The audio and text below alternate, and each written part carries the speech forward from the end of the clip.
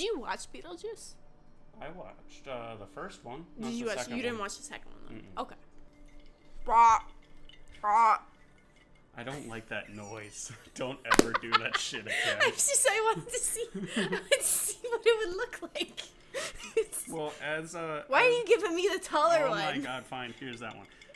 So for our comeback, we've decided to make this more like an actual podcast and have like segments. Yeah.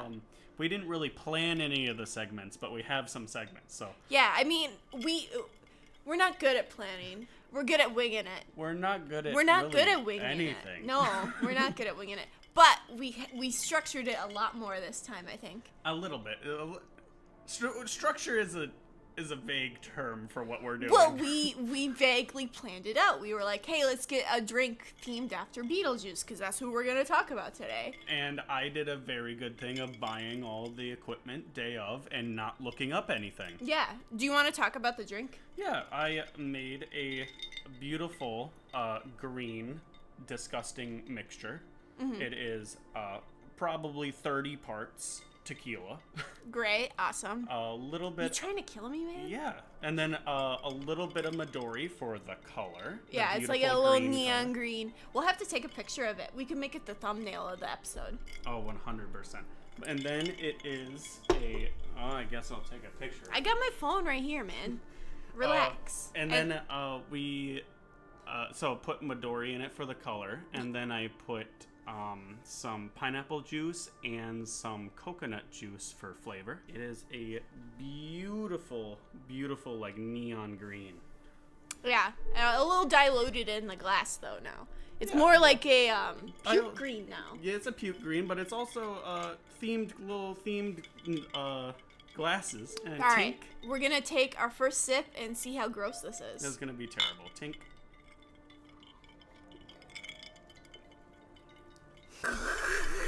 It's a lot of tequila. It's a lot of tequila. You know I'm not a tequila. I don't know what you're talking about. That's pretty good. It's all over my tongue, man. All right, might as well get into Beetlejuice since he is the theme of today's episode. So with a couple other vague things, whatever we come up with. Hello and welcome to Gin and Coffee. That is a beautiful sentence that I have not been able to say. I know. In probably a year. Well, you know, we've been a lot of stuff happened, you know. Yeah, a lot of stuff happened. About 500 times we hung out that we probably could have recorded. Oh, well, I was tired. Usually I was tired. I was sick that day. Every time. I was sick that day. I was tired. You know, you moved like twice. I did move. I moved twice. Both of them were horrible experiences, but now I'm in a really nice spot. Yeah, we're in a good spot now. We kind of settled down. It's time to just get started on the stupid stuff again. Yes, and we're hopefully, I would love for this to be a monthly thing. Yeah. Hopefully we can record more than monthly, so I have a backlog. Yeah, but, right. Well, that'll never happen. No, well, come on. Do you distrust me so badly? Yes. All right. Well, you didn't see the Beetlejuice sequel, so I'm the authority here. You're the authority here. But you want to talk about the first movie first? Yes, I would love to talk about. I did watch it recently, so it's fresh in my mind too. I didn't watch it recently. I did watch it like a couple weeks ago. Okay. So that is as close to recent as I can do. Recently-ish. You know the plot, and you know that Michael Keaton is funny. Michael Keaton's actually my dad. Yeah. Well, he's my husband, so. So I wrote out a few things. Just get us into the vibe of Beetlejuice. What is he? So my theory is he is like a ghost, much like Barbara and Adam and, you know, all the other ghosts. He is different in that he seems to have been cursed. Like, his name itself has been cursed. So it's possible that he became a poltergeist because of that. Yeah, yeah. And I assume, you know, a poltergeist was a ghost that just became worse, I think. Like, it's something like Well, poltergeists are usually a manifestation of a thought. Right. Poltergeists are usually manifestations of a lot of things. I mean, they don't necessarily have to be a ghost. But I think Beetlejuice, and like in the sequel, they do confirm that he was a human that died. So they do. Yes. Spoilers. Sorry. Well, I actually have a theory that I hopefully still works within the second movie that I haven't seen. Okay, tell me your theory before I talk about the second movie. Oh my god, you don't want to hear my theory. Okay, I think it's going to be a thing that I do afterwards. All right, we'll get to it, and then I'll tell you what my theory is about why Beetlejuice is the way he is. So, in the second movie, they refer to him a couple times as a demon, right? But I don't necessarily think he's a demon in the literal sense. Yeah. I think he is a spiritual demon who became that way because he wanted to become that way. So I think Beetlejuice is just the type of guy just doesn't live in any time period. And this is described by Michael Keaton himself. He said, Beetlejuice doesn't, he has lived every time period, but he belongs to none. Yeah. That kind of thing. I love that. Especially because in the first movie, he says, like, oh, I lived through this, I lived through the black peg, and I've seen The Exorcist 167 times. Yeah, and it keeps getting funnier every single time I see it. And he says that he's been to 2 different colleges. All of these things are like hundreds of years apart. I mean, he could be lying about that shit. I mean, how does a ghost go to college? Very carefully. Yeah. I imagine Beetlejuice has possessed people in the past 400-ish years that he's lived. Oh, yeah. Well, it seems like he's... Been dead. The thing is it seems like he's able to live with the living if he's, like, marrying someone. Or at least from the first movie. Yeah, so in the... I don't want to go into spoilers into the second movie till later. But I'm absolutely okay with spoilers. We'll make it apparent later. But, what were you going to say? Okay.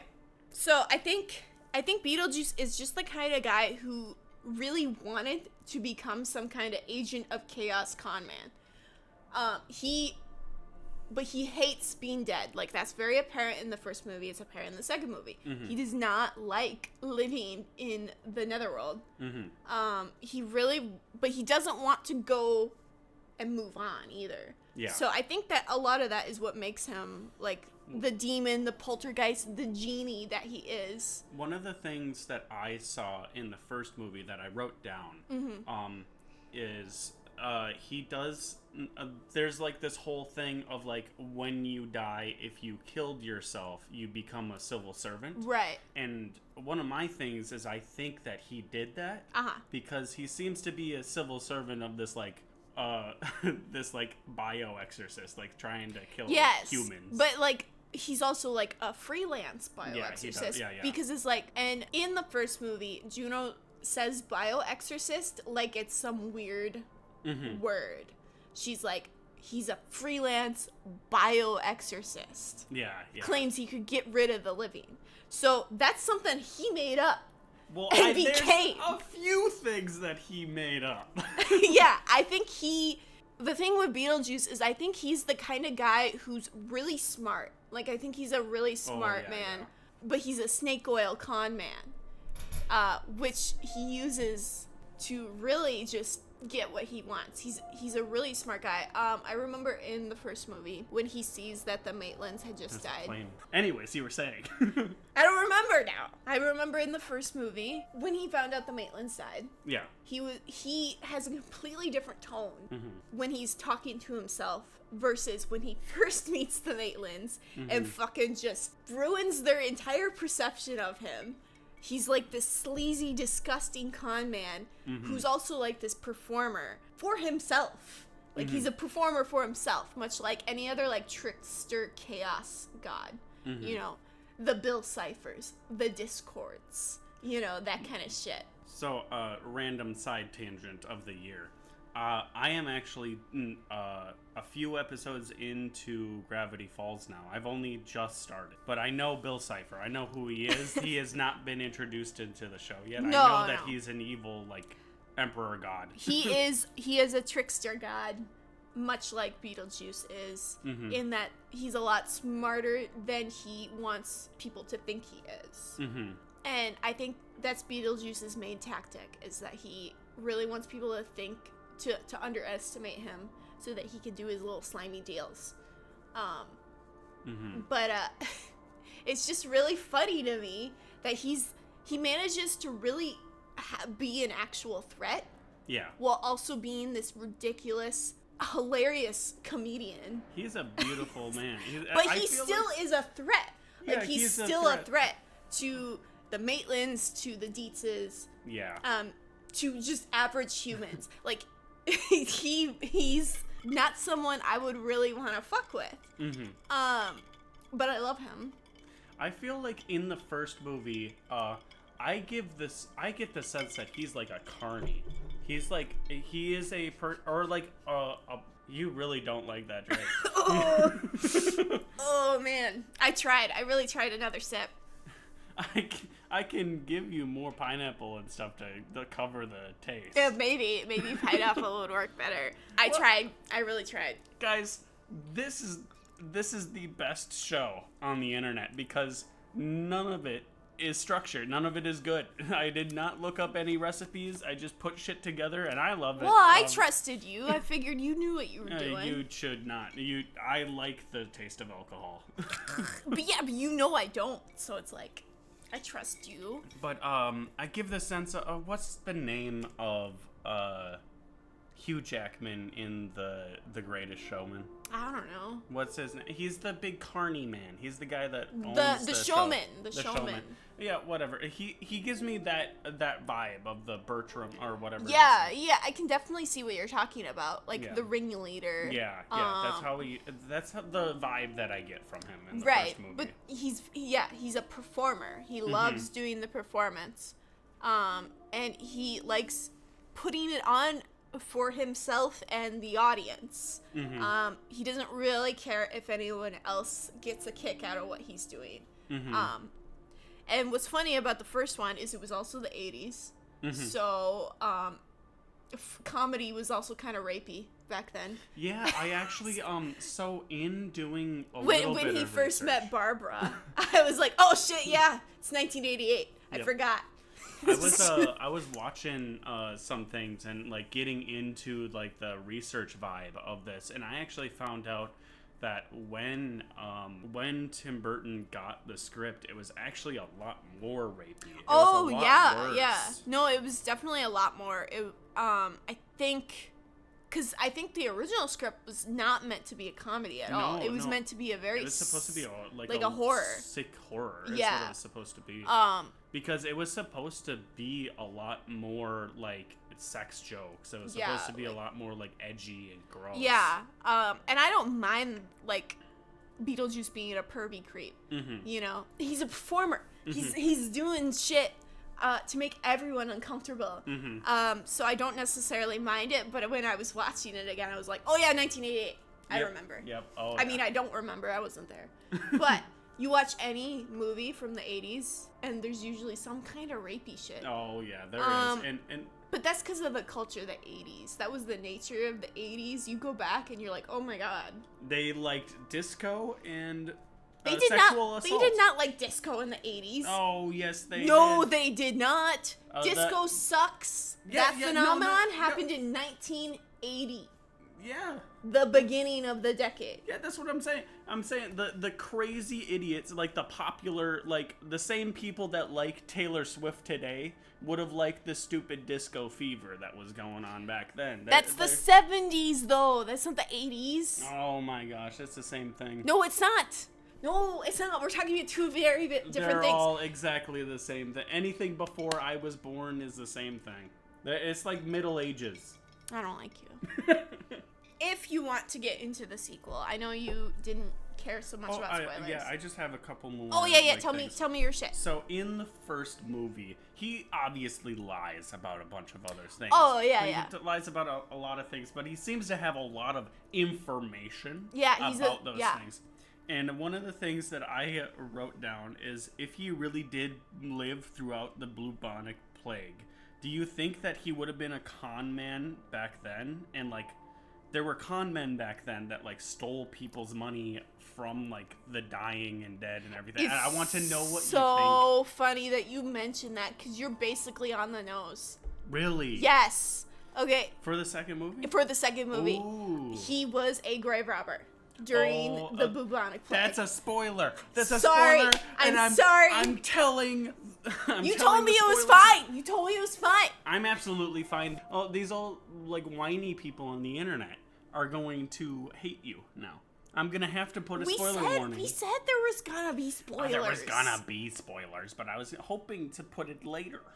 Well, and I wanted to tell you now. I wanted to tell you now that you were right on the money. I absolutely love that though, because I had that in my like little. I didn't put that in my theory. My theory is actually like 100% correct and cannot be wronged by the second movie. But yeah. No, he was not even just a grave robber. He literally stole shit off the corpses. Oh, yep, that makes sense. Yeah, that makes sense, because that's what I was thinking. Is I looked up bubonic plague stuff, and then I ended up finding like a guy. He is a lot better of a YouTuber than me. Yeah. CZS World is his name, and he actually went through the whole timeline of everything, and he was the one that brought up something that I had found in the bubonic plague stuff, is that there were a ton of grave robbers and stuff like that, but also people that just would become friends with people around the bubonic plague to take their riches. Yeah. And to basically be part of their wills. Yeah.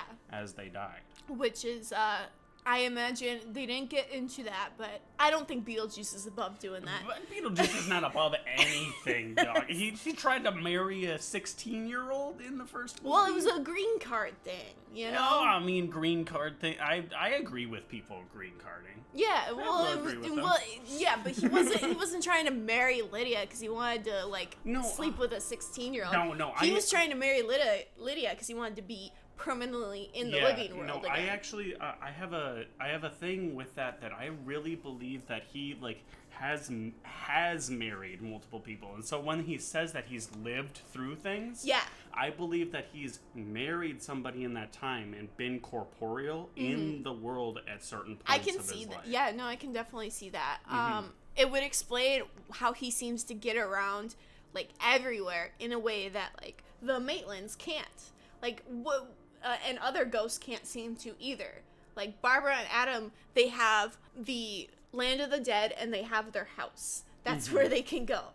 But Beetlejuice seems to go wherever he wants to go. So it seems like he already has some of the freedoms, just not complete freedom. The way that he was able to just show up already in the Maitland's house. Yeah. I always wondered, how was he able to just do that if he didn't already have some kind of freedom to do so? I also just thought that in the first movie, because now that you're saying in the second movie, it seems like he has more freedom with that. I always thought in the first movie that he had lived in that house before the people there. I don't know. And he was stuck there. But it also seems like in the afterlife, he kind of has free reign in the afterlife, other than at the end of the movie having to go through the civil servant thing again. Yes, yeah.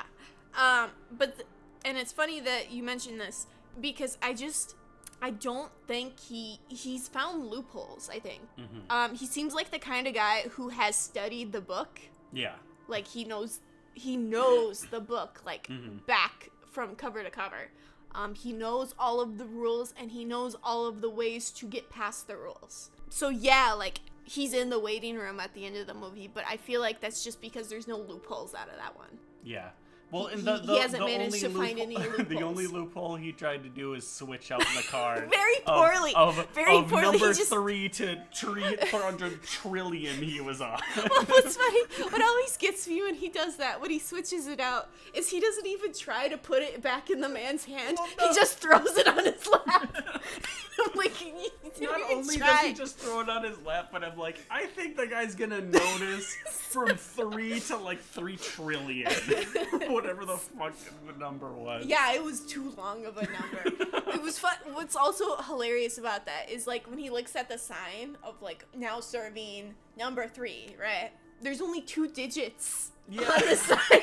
I never noticed that.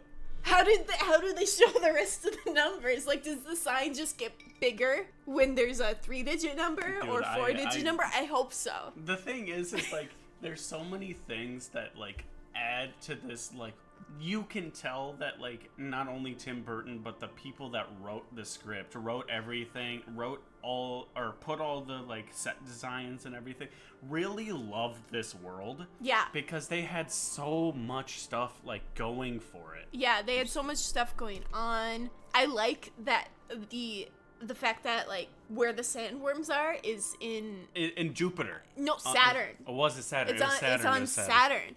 Why? I love the sandworms bit because I haven't started it yet, but I really want to get into Dune and that stuff, and the sandworms just, like, being a joke in there that, like, continuously returns in that movie. It's so funny. Yeah. And I'm like, what's the deal with the sandworms? Why do they eat ghosts? Like, what's... Yeah, why was she able to teleport from Saturn back home to... How did she? How the fuck did she crash through the ceiling to crash through him? I don't know. Oh, and it doesn't matter. It doesn't... Actually, I do know something. Oh. There is an alternate ending, slightly, that I have seen of the original Beetlejuice, and so they explain it, like, it makes a lot more sense how she, like, gets the sandworm to eat Beetlejuice, but I understand why they cut it, because it takes away some of the tension. So instead of teleporting Barbara to Saturn, right? Yeah. What she does is she runs out the back to where Saturn is, right outside her house, to get the sandworm in that alternate ending. Oh, that's weird. I don't know if I like that. And the only reason I understand why it was cut is because it kind of just tells the audience, like, oh, she's got this. Yeah. There's no more tension. But I also like that it was Barbara. I want to talk about Barbara. She's, like, one of the best characters in that movie. I was going to ask about, like, what is your favorite characters outside of Beetlejuice? Outside of Beetlejuice and Lydia? Oh, yeah, obviously outside of Lydia, too, because we know you. Yeah. Barbara, I think, is probably the best written character. Like, it's her movie in a lot of ways. Yeah. So she is the one who drives the personal plot between her and Adam. Like, Adam is usually just willing to go with whatever Barbara suggests. So Barbara's the one who's like, let's scare these guys out of our house. Let's well, technically Adam came up with that. Yeah. Let's scare these guys out of our house. But she's the one who's doing all of the scaring. So, like, her in the closet, her with the knife. She's the one who doesn't want to necessarily listen to the stupid handbook because it's not giving her what she wants. She's the one who summons Beetlejuice first. Yeah. She's also the one who's like, well, fuck that guy, after they find out he's a creep. And they do the Deo song. And she's the one who orchestrates it. Like, she's the one doing all of plots, you know? She's the one pushing the plot forward. She's the one that wants to open up to Lydia initially. I think she's the emotional core of the movie. I think it's very funny that you love her, because my favorite character is Adam, outside of that. Because he's such a doof. No, he is a doof. Like, he's helping her in everything she does. Like, obviously, she is the one that, like, is, like, the mastermind behind the two of them. Yeah. But I love She's such a leader in a lot of ways. And he's like, she knows what she's doing. I trust what she says. Yep. And so he just goes along with whatever she says. What's funny to me is people seem to really just forget about the Maitlands when they talk about Beetlejuice. Yeah. Like, the most merch we get about the Maitlands is them and their monster faces. And that's it. Which is, I think, a shame. Because as characters, I think they really are the emotional core of the movie. Like, their relationship with Lydia is what makes any of this matter. Yeah. And it's a shame that they are so underrepresented in, like, merch. Or, you know, just fan talks. Or, like, the cartoon. They're not in the cartoon. They're not in the sequel, but that makes a little bit more sense because they're really old now. Yeah. So, like, how could you know, when you're a ghost, you're supposed to look the same. So I can understand that. They could. I feel like they could have like Luke Skywalker, like They de-aged could. them I think or they something. could have done something, but maybe we don't want more Alec Baldwin in our life. We're just gonna leave that one at that. This is not gonna be in the video because I'm gonna cut it out. But we don't want him shooting anybody else. You can say whatever you want to say. It's true. It's allegations. Everything's allegations. No, it was confirmed. No, it's not allegations anymore. It's not allegation. Whatever. It's not allegations anymore. If you want to get, is there anything else you want to talk about before we get into the sequel? I actually want to talk to you about the cartoon because I don't know anything about the I know that it's kind of like a separate universe where like Lydia and him are best friends in some way, but I don't, other than the clips of things from a YouTube channel I don't know about. So I have seen the entire show multiple times. I used to have the DVDs. Yeah. I don't anymore. Oh, you don't? I lost them in the storage unit. Oh. So I have to get a new complete set. But I am a big fan of the TV show. But as fans of the movies, I don't know if when you're watching the TV show, it really is a different universe. Yeah. Lydia's very different. Beetlejuice is also very different. And they are also like best friends, partners in crime. Yeah. Kind of shit. Delia and Charles, Lydia's parents, very different from like they are at most like passing similarities. Okay. Between them and their movie counterparts.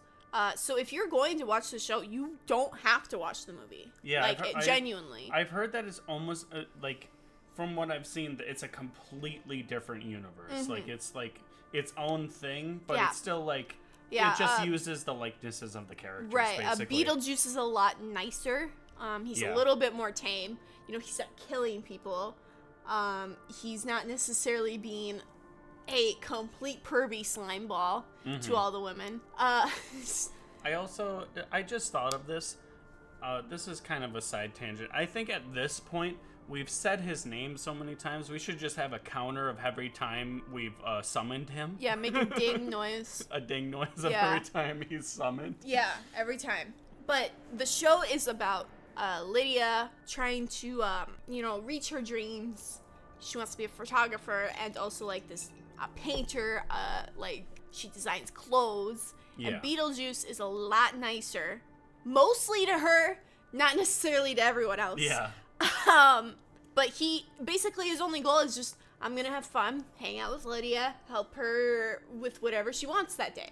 And then the show is kind of separated by like two types of episodes. So you have the episodes that take place in the regular world, Lydia's living world, and then you have the episodes that take place exclusively in the Netherworld, which is what they call the Netherworld? Yep, it's called the Netherworld, not the Netherworld.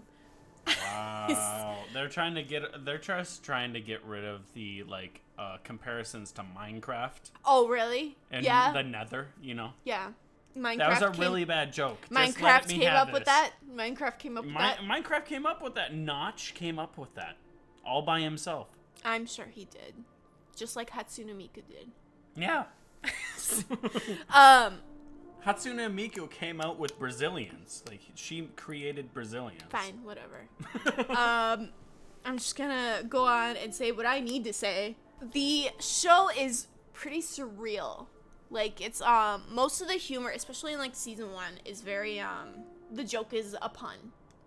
Oh, yeah. But as the show, like, continues, the absurdist humor and, like, the very strange way that, like, some deliveries are done, it's one of the funniest shows to just watch. Yeah. Sit down and watch, and it's just very strange and weird. And the best way to watch the show is not trying to, like, take a step back and you're like, what am I watching? You need to just watch the show. You don't need to think about it. You just need to watch it, and that's the best way to enjoy it. I feel like with the animation and stuff like that, this is like completely different animation style and everything like that, but for some reason it gives me the sense of like courage. I definitely know what you're talking about. The colors are very similar. Yeah. the settings in the Netherworld especially are very similar to Courage. And Beetlejuice's animation is very smooth, especially for like 1989, 1990. Yeah, the clips that I've seen really are good animation. Crazy. A lot of work and like dedication went into that for hand-drawn animation. It's very fluid sometimes. Yeah. Even like usually cartoons at the time, like their best animation was in the intro, and that was it. But like the show will put effort in each episode, even if it's just like for a little bit. You'll be like, oh my god, that was really good. And I think that's what made the show like really last. It's just you could tell that the people working on it really liked these characters and this world. Yeah. And I think that really comes across in the show. Yeah, I think it's amazing, and I the clips that I have seen, like I really love the animation in it. Like it's all done very well. Yeah. Character designs are really good. I think Lydia Dietz's spider web poncho thing. Yeah. And then her hair, very iconic. Almost as iconic as her movie look, I think. And going into that, I think we'll do something that we haven't done before. We'll do a little break, and then we'll come back and go into spoilers into the second movie and stuff like that. Okay, bye. Bye-bye.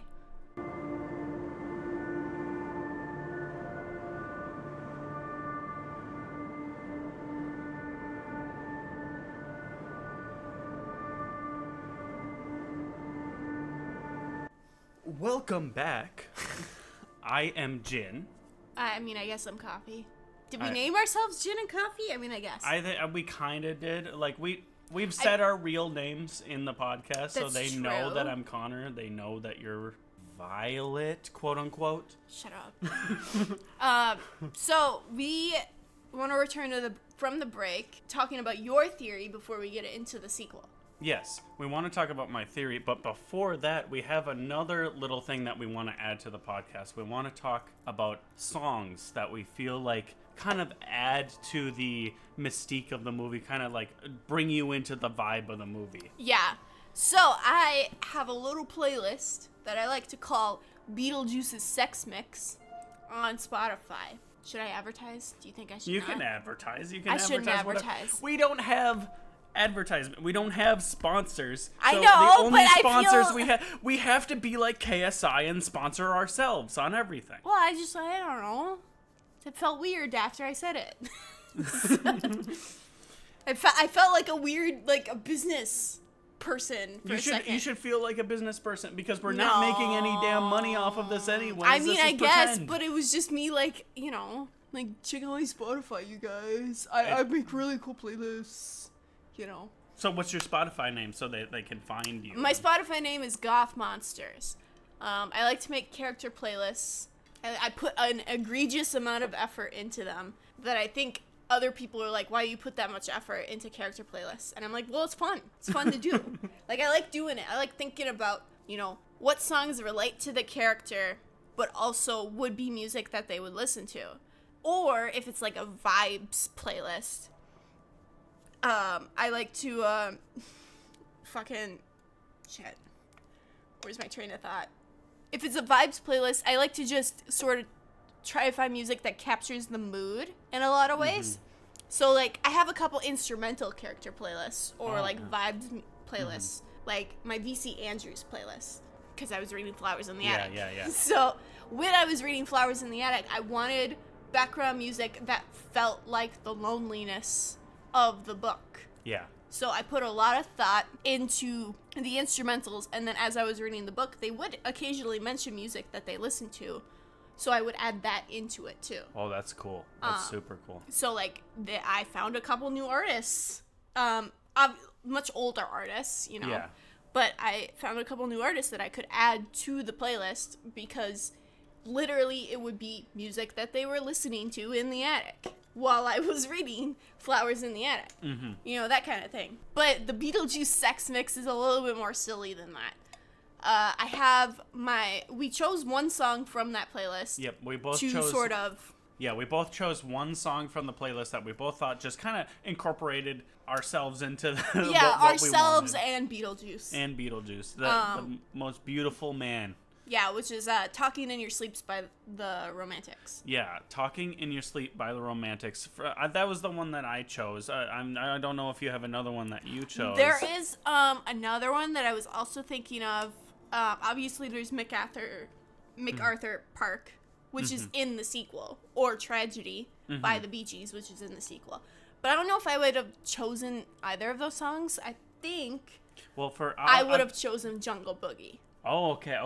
Yeah, for me, the reason why I chose Talking in Your Sleep is just because, for me, that was just, like, a thing that makes so much sense with, like, the ghost theme and everything like that. And just, like, the kind of upbeatness of it just feels very, like, the first movie. A ghost literally spying on you in your sleep. Mm-hmm. But it's also, like, this sort of fun song to listen to. Like, it's not... It's, like, sort of twisted, but not. Mm-hmm. And so for you, what do you think you would choose the... Well, you are song. way smarter with yours, because I just wanted to choose Jungle Boogie, because Jungle Boogie is funny, and I love Jungle Boogie. The thing is, like, I'm not gonna shill for my own thing, but, like, I make a playlist for books and movies that I watch. Like, books that, like... So, like, I have a playlist for Red Rising for the books that I really like, and I have a playlist for Annihilation. And I'm just, like, really into just adding vibes into, like, a thing that, like, tells each part of the story. And I've actually I haven't shown you yet, but I have a playlist for my own book that I'm writing. Yeah. And I just think music really tells its own story within the story that you're trying to tell, and I think it's very good. Yeah, I don't know what I would do without music, man. I kind of need it, like, every second of the day. Yeah. Like, it's like my own personal drug. If I don't have music, what am I doing, you know? So that's why I like making the character playlist, because sometimes I really just want to get into the vibes of the character. And so I want to create a playlist that really captures that character, so that whenever I want to, I can just be in those characters' vibes, because I've already curated a playlist that reminds me of everything of them. And it might be different for everyone else. Like, I'm not saying my playlists are perfect or anything. It's just my interpretation of what songs relate to them as characters, and which ones. But not just that. They also have to be music that I think they would listen to. Yeah. So this would never happen. But let's say there's a Taylor Swift song that relates to a character I like. It still wouldn't be put on the playlist, because it's very unlikely that that character would listen to Taylor Swift. It's very unlikely anybody would actually want to like Taylor Swift. Well, that's just not true. Come on. I remember the Eras tour. Dude. Ugh. We're not here to rag on Taylor Swift. Stop trying to get us killed, man. Oh, okay, I'm sorry. I love Taylor Swift, guys. She's my favorite artist. I love the poet department. It's too late. I was there. What you've broken. No, the only actual pop artist that I'm actually going. See, I'm a big pop artist. Okay, actually, I changed my mind. I don't want Jungle Boogie. I want No One Lives Forever by Oingo Boingo. That's my song. No, you can't change it. No, I changed it. I'm going to say Sabrina Carpenter. Sabrina Carpenter has fucking bops, though. She has bops. She's got total bops. Like, there's nothing wrong with going to that concert, man. She knows how to do, like, a real catchy hook, man. No, my choice. So your choice is Talking in Your Sleep. Talking in Your Sleep by the Romantics. And mine is No One Lives Forever by Oingo Boingo. So that was 10 minutes. Oh my God, us really? Just yapping. You want to get into your theory now? I want to get into my theory. Let me take a sip of this so that now I'm really into character. Yeah. Okay, just to show you 1 second. I'm not going to show you the whole theory, but I'm just going to show you. That's what I wrote for my theory. Holy shit, man. Okay. You wrote an essay. I wrote an essay. So, I think there's an explanation for everything, for who Beetlejuice is, and everything about him, and probably just Michael Keaton. But but you see, it all started with the movie Mr. Mom. Michael Keaton is the main character in that. He's Mr. Mom. And as we all know in that movie, he goes insane from taking care of his 3 kids. Is your theory that Beetlejuice is Mr. Mom? Yes. So my theory is it all starts with Mr. Mom, and the reason why he goes insane is because he's the Mr. Mom of Taliesin Jaffe. Dude, I've never seen Mr. Mom. I don't know what you're talking about. So in the movie Mr. Mom, the mother, quote unquote, of this duo has to go off and do business things. And so he has to take care of the 3 kids and be the mom of the family. Yeah, he has to be a parent. Kids, that's real tough. Yes, it has to be a parent, and that's terrible. He has to be the mom. We can't let men be parents. That's what I'm saying. And so he has to be the mom to Taliesin Jaffe. That's the main crux of this theory, is that it's all Taliesin Jaffe's fault. And so the children? Yeah. The innocent children. Do you know who Taliesin Jaffe is? No, I've never seen Mr. Mom. So anyways, but after Mr. Mom ended, he kind of started to feel better about himself and everything, but it was all like the whole movie was about him kind of going crazy being the mother figure of these 3 kids, Taliesin Jaffe. And so but everything kind of changed afterwards when the Fire Nation attacked. Okay. And realized that he was not only a good mother, but he was a good businessman for him being able to take care of things when his wife was off doing all that stuff for the company. And so he created a business called McDonald's and was the founder of McDonald's. Didn't McDonald's come out in like the 50s? I think McDonald's has been around for a real long time. Mr. Mom came out in the 80s or something. It was. No, So that he doesn't was make the sense. And that founder. you're just saying that Michael Keaton is all of his characters simultaneously. So he found out that he's a good businessman and started founding McDonald's and it is actually in the movie. The founder is a real thing that after he decided that he was going to leave, and then his wife was going to be Mrs. Mom, and so he could go off and do his business thing. And after that, he started going crazy again because he kind of missed that feeling of being Mr. Mom. He missed that feeling of being a mom. And so he created his own circus of crazy people. And he put his son, Taliesin Jaffe, into it as the burglar. I don't know all of Michael Keaton's filmography. No, the burglar is just the McDonald's, the burglar guy. Okay, well, you said it like you were referencing another movie. No, I'm just stupid. And so he put his own favorite character, Taliesin Jaffe, and I know that you're thinking, right, where is this crazy guy going with all this stuff? But it all connects to Beetlejuice. I'm telling you. Because after he puts his own son into the thought process of creating the circus into the burglar, he starts having this problem with his wife, going back and forth with his wife, and his wife is no longer like feeling like she's as important to the relationship. So he actually decides to go to a grave and pretend and like start reinvesting his vows and everything, and then that's when he first gets sucked into the afterlife. Corpse Bride. Corpse Bride? Michael Keaton wasn't in Corpse Bride. No, but it was a Tim Burton movie, so I've added this to my theory. No, you broke your rules. You broke your own rules. I didn't break any rules at all. You broke your own rules. No, because this explains why he has the marriage ring on him in the Beetlejuice movie. Is you because really this is the first time. put a lot of thought into this. Yeah, I put too much thought Why process though? into this. Like why? You know what theory would make more sense in your theory?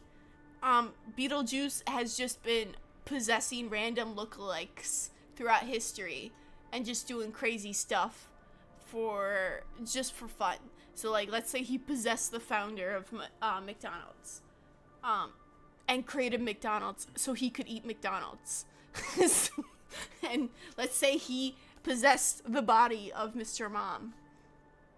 I don't know what happens in that movie, but let's say he went crazy. So the corpse bride thing is why he uses marriage to get back to the real world, is because that was how he got into the afterlife in the first place. I think the whole point of the marriage thing is that in the afterlife, all you have is more bureaucracy. So, like, that's why it's a marriage thing, because it's literally like he needs a contract, because literally when you die, you just have to do more bureaucracy. Which is literally the worst thing in the world. So when he came back to the real world after Corpse Bride, it was actually a thing of his wife didn't want him to be with him anymore because he was a crazy person that created McDonald's and put his son into a weird circus thing and then married a random lady in the afterlife. That's a good theory. So he uses the thing to, like, come back and hopefully reignite his love for the human world, right? And you still have more theory? Yes, I still have more theory. and he fully committed to this bit of being insane in the afterlife, and he created this this mantra of Beetlejuice, and continuing his, like, weird aesthetic of this, like, burglar with the stripes and everything into his afterlife persona, but because he came back to the real world and ended up dying, or like he ended up finding out that, like, his wife didn't want to be with him anymore, so he killed himself. And going through the process of everything, he knew he was a good businessman, but he didn't know how he was going to use it in the afterlife, right? And so the first assignment he was put on was to take over the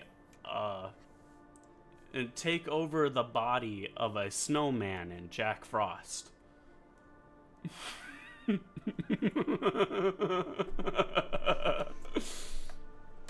All right. Is the theory over now?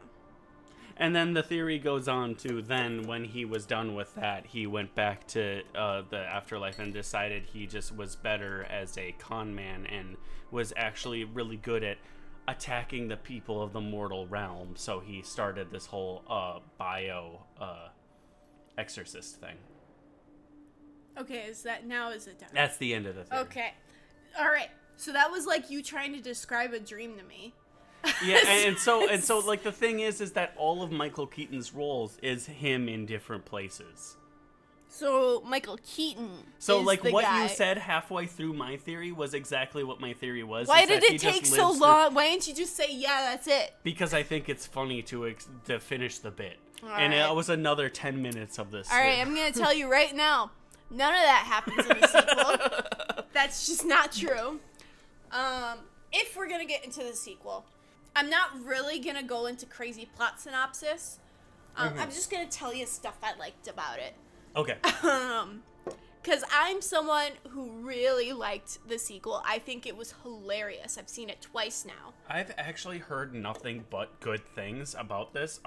There have been a couple people who are like, it's lame, it's not a good sequel, or it's like, it's not good. Like, I've seen a couple people not like it so much, but I don't care what they think. So my friend, I will change the name in post, he loved the movie and said that if you like the first movie, you're going to love this movie. And so, because of his likes is very similar to mine with, like, anime and all these different like mediums that we like together.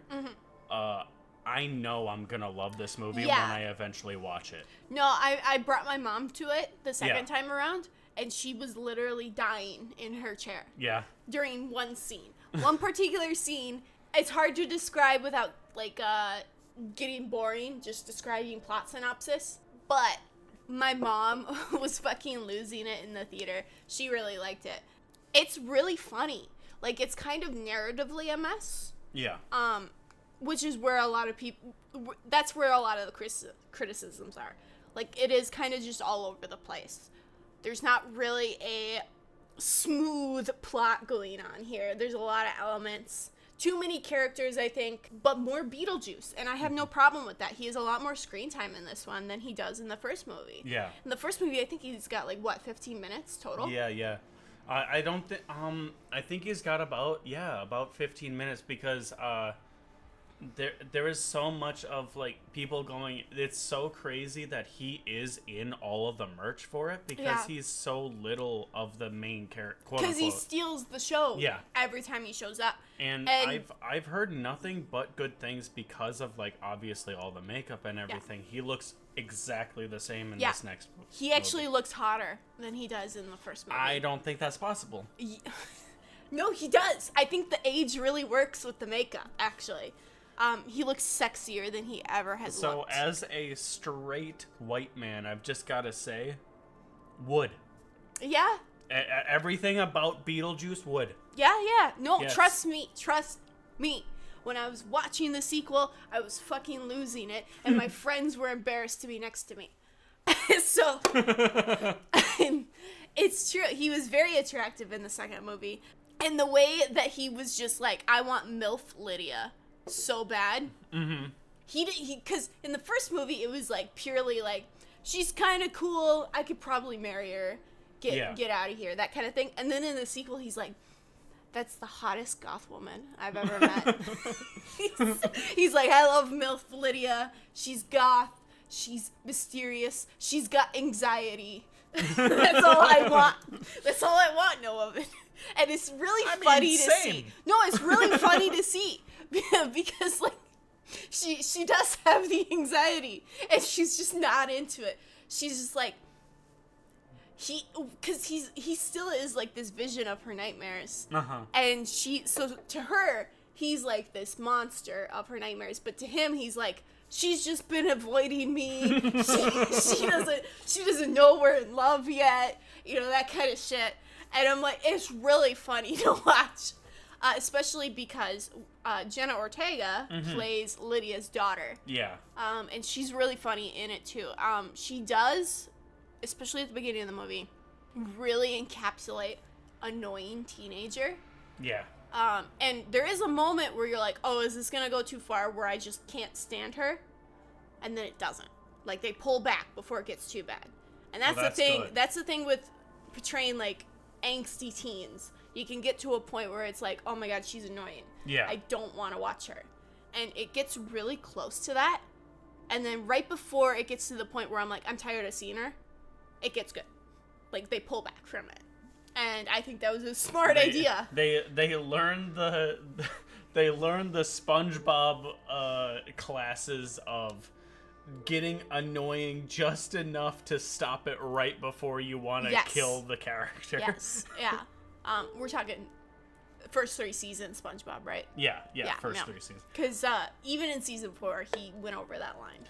I think the most that I've seen is, like, season 5 of SpongeBob. That's the farthest I've ever gotten. I think I was still watching the show up to season 6, and then I think around that time I stopped watching Nickelodeon, like, entirely.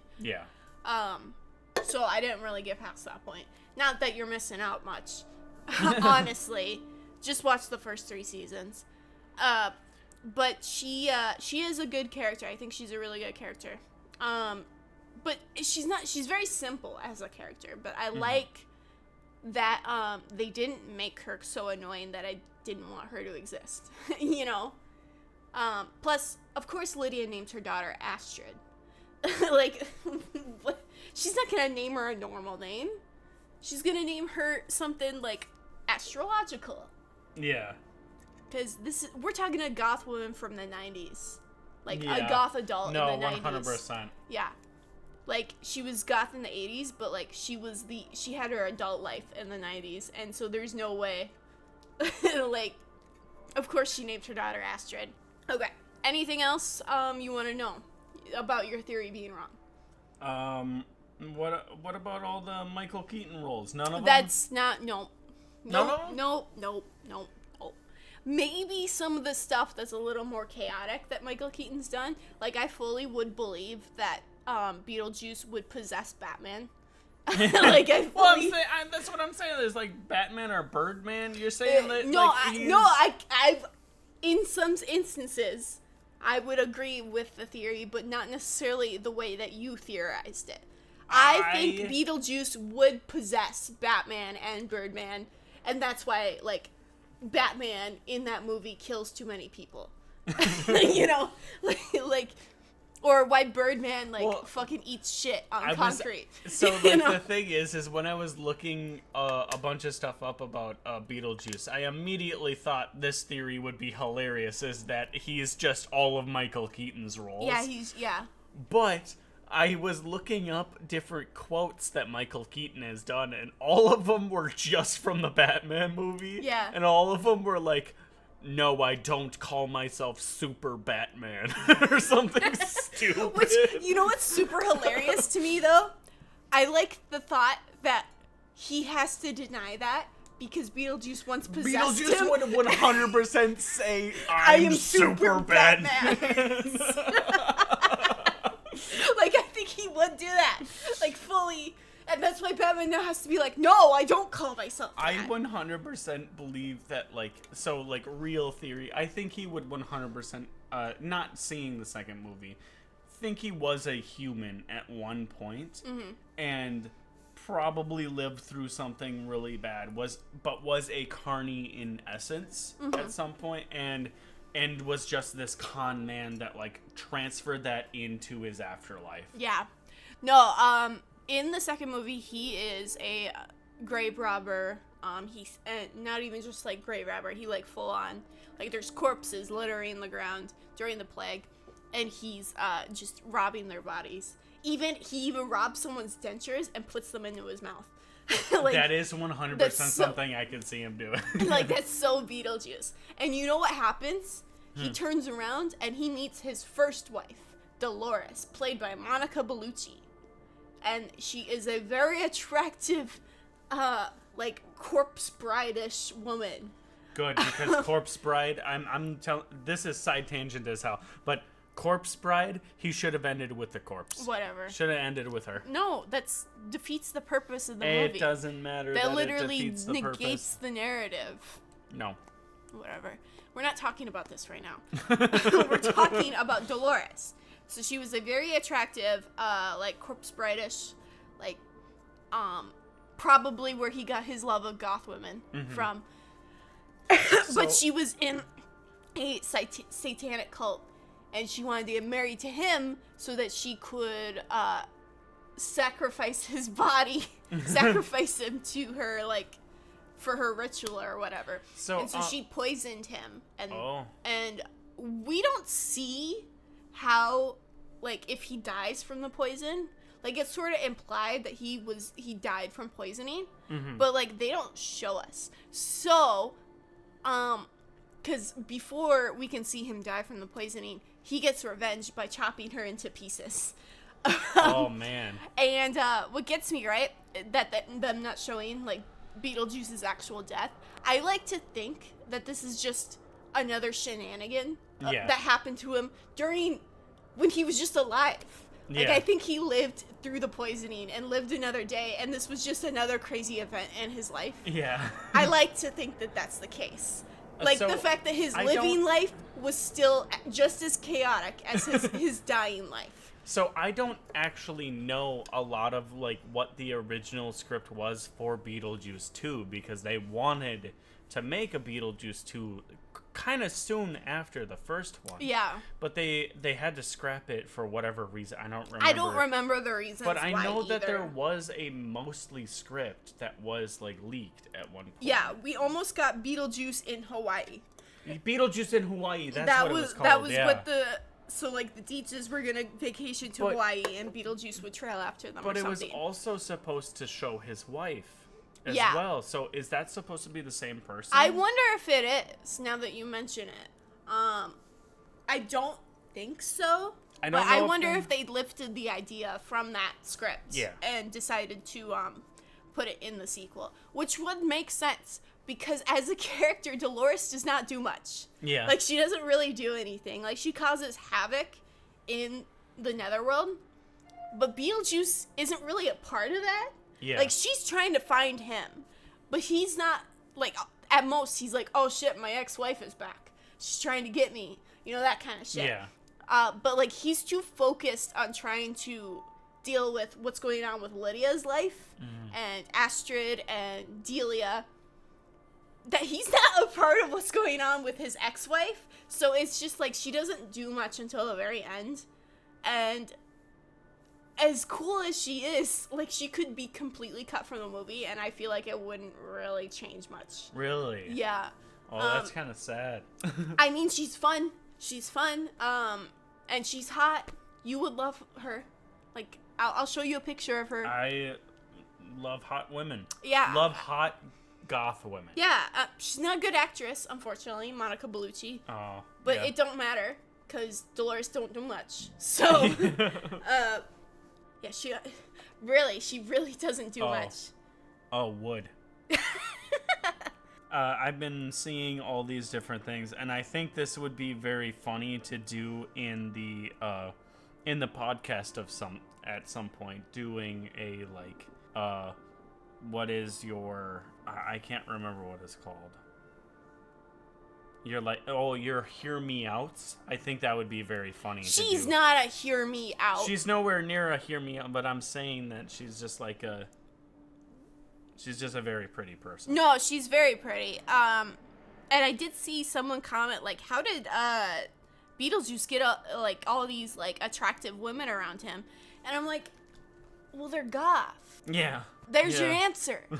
Yeah, they're goth. They're gonna want the They want all. Yeah, they want the goofy people. They want Beetlejuice. They want Beetlejuice. Not only do they want Beetlejuice, but like a lot of goth women just kind of like the weird guy. They like the nerdy guy. They like the weird. Yeah, usually. Goofy Yeah, guy. usually if you usually won't see two like a goth man and a goth woman in a relationship, you'll usually see a goth woman and her gamer boyfriend. Yep. That's usually the case. They're the bi goth girl and the puppy dog like gamer boyfriend. Yeah, her like greasy gamer boyfriend. Yep. Yeah, so it does not surprise me 1 second that like me included want Beetlejuice. Yeah. You know, I want him so bad. I don't even know. And like he's like 71 in the sequel. Like Michael Keaton is in his 70s, I think, right now. And I'm like, he's hotter than he was in 1988, man. Like, look him up. Yeah, he's 73 right now. He is 73, and he is still making the best movies around. That's true. He was really funny in it, and I really liked that. Beetlejuice as a character really develops differently. Yeah. So it's been a while since the first movie, so he's changed a little bit. He's a little softer. And he runs a bioexorcist business now. Oh, he does? Yeah. So my game theory of him being a businessman. I already told you he was like a con man, snake oil salesman, yeah, I knew he was businessman. a con man, though. Well, like, I knew that by myself. Right, but like I said, he was a carny. Like, he he's runs definitely a business. he's a carny, he's a con man, he's a snake oil salesman. He's one of those solicitors. He's so good at what he does. Scamming people. And he's got a whole business, and they're all shrunken head people. Oh my god. And they take calls from ghosts who want people out of their house. And it's just his bioexorcism business. And he made himself employee of the month. He's the boss. He made himself employee of the month. My god. Framed the photo and has it on his desk. Like, it's so good. That's so Beetlejuice. The thing is like, I wish Michael Keaton wasn't 70 years old, because like, you just want him to do more Beetlejuice I want forever. him to do 30 more Beetlejuice movies. Yeah, for the rest of his life. For the rest of his life. More Beetlejuice. Honestly. Kind of like Jennifer Tilly will do Tiffany until she dies. Yeah. That kind of thing. Like, I want more Michael Keaton Beetlejuice until he dies. Mm-hmm. And he's not allowed to die. He will never die.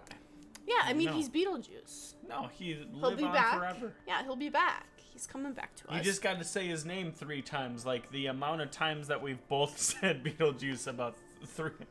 We probably summoned him, like, I don't know. Me probably 10 times now. Beetlejuice, Beetlejuice, Beetlejuice. Dude, shut up! We don't want that guy running around in here. No, Johnny, he'll help us. Man, he'll be on our side. Beetlejuice, Beetlejuice, Beetlejuice. Cut the shit! You're messing with forces you don't understand. Where's that from? That's from Ted. That's from Ted? Yeah. That was the funny one. This is gonna be out of left field. That sounds like a fucking hot diggity demon joke. That sounds like something that motherfucker would say. Well, close enough. Close enough is Seth MacFarlane. Anything else you want to talk about Beetlejuice before you end up seeing it? Because he has not seen it yet. I have not seen it yet, but I know for damn sure I'm going to fucking love that movie. It's a lot of fun. You better see it before it leaves theaters. So, I'm guessing, because, like, we actually see, like, him in the bubonic plague and stuff like that, do we know what he is, then, from the second movie? Oh, yeah, he was definitely a human. Yeah. That died and became a ghost. But we don't know if he's still, like, if he's just a ghost or a poltergeist or, like more. Well, they refer to him as a demon a couple times in the movie. But I think it's just pretty clear that Beetlejuice is just a guy who studied the world that he was put in. Yeah.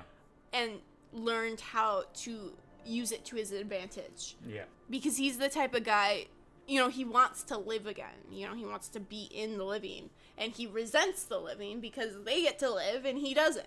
Yeah. So he wants to do anything he can to attain life again. So I think he's just really used the Netherworld's rules and bureaucracy to his advantage.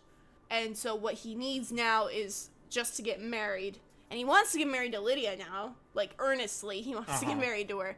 But I don't think it has to be Lydia. He just needs a contract with a living person. So with my like actual theory of like he has to like marry people to be a thing, and he's lived through multiple lives of being married to somebody and then sent back. Yeah.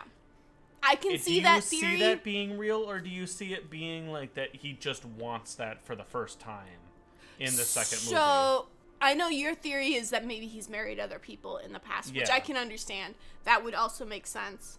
But I think, so in the first movie, it's very obviously like bureaucracy. Yeah. Like, this is my last chance. I'm going to finally get to life. Like, maybe he has enough of what he needs now to finally get to where he wants. With his compulsive or like whatever, this constant lying that he does, he says that, this is 600 years since I've been doing anything. Yeah. But I don't believe that. I think that's just another hyperbole of Yeah. But I don't know if that means that this is actually his first time trying to do this, like, I think at least in the first movie, this was his first time trying to do the marriage contract, and I feel like that's the last step he needs. Yeah.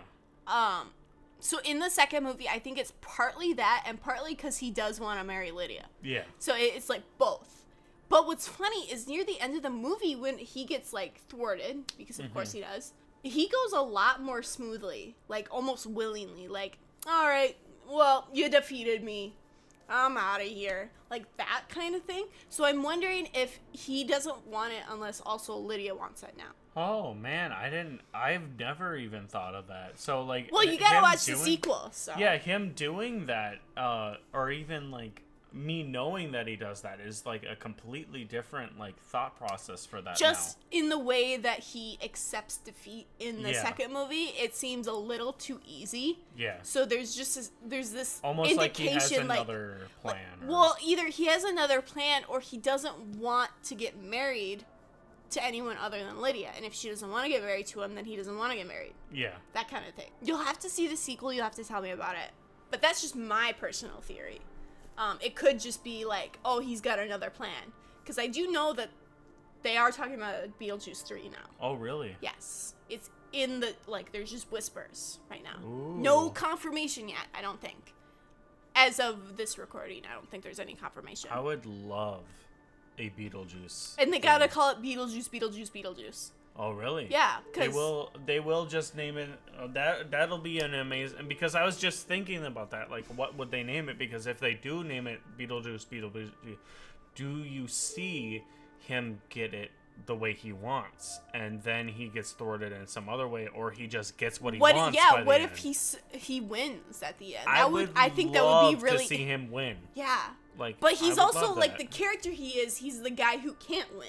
Yeah. So it's like, what are they gonna do? But if the third sequel is gonna be the last movie, which I think it should be, do they let him win? They could also do a thing of like, if this is his first marriage, quote unquote, that into the living, does the living thing or him coming back not work the way he wants it to? Yeah. And that's how it's thwarted. That could be really interesting. That'd him be wreaking super havoc cool. on the living world would be so interesting. I would love to see him come back to the living world, but he like has free reign. He has free reign, or like he comes back and there's a thwarting of his like theory of what happens when he comes back. Yeah. By something being put in his way. Yeah. Of like you know what would be really cool? Him sort of taking advantage of Lydia's fame, right? Because she's a celebrity in the sequel. Oh, to really? get other people to chant his name. Oh. So like chanting his name would be it'd be very carny of him too. Very carny of him. Because in the sequel, Lydia she cancels it at the end of the movie. Yeah. But she has a show called Ghost House where she investigates hauntings. And it's very clear to me that Beetlejuice is very much helping with the hauntings. Yeah. Like this is at the beginning of the movie. He's influencing. Yeah. Yeah. He's a fan of her show. And so he's making like the hauntings seem a lot worse than they are for her publicity. So I'm wondering if he could take advantage of something like her fame as like a ghost medium to get her fans worldwide to say his name. That would be I would love that. That would be very cool. That'd be a very clever way to get them to say his name 3 times, get him to have the corporealness, and then do the marriage afterward. That would be so cool. Yeah. But who knows? We've said it enough times that he should be here. Yeah, I mean, what the heck, man? How many times? How many times have we said it? You'll have to do a count, and you'll have to say, you'll have to put the count at the very end. We'll have you'll have to put your voice in like 230 times. We'll have the count on the screen probably the whole time, but like, also, just like, let's do the YouTuber thing and go to the comments and say this stupid shit. Yeah. What do you think is gonna be in Beetlejuice? Yeah, if you're on YouTube right now, put in the comments what's our count? How many times have we summoned and unsummoned him? Do you think? And I'm gonna hope that I am smart enough to put us on other platforms at this point.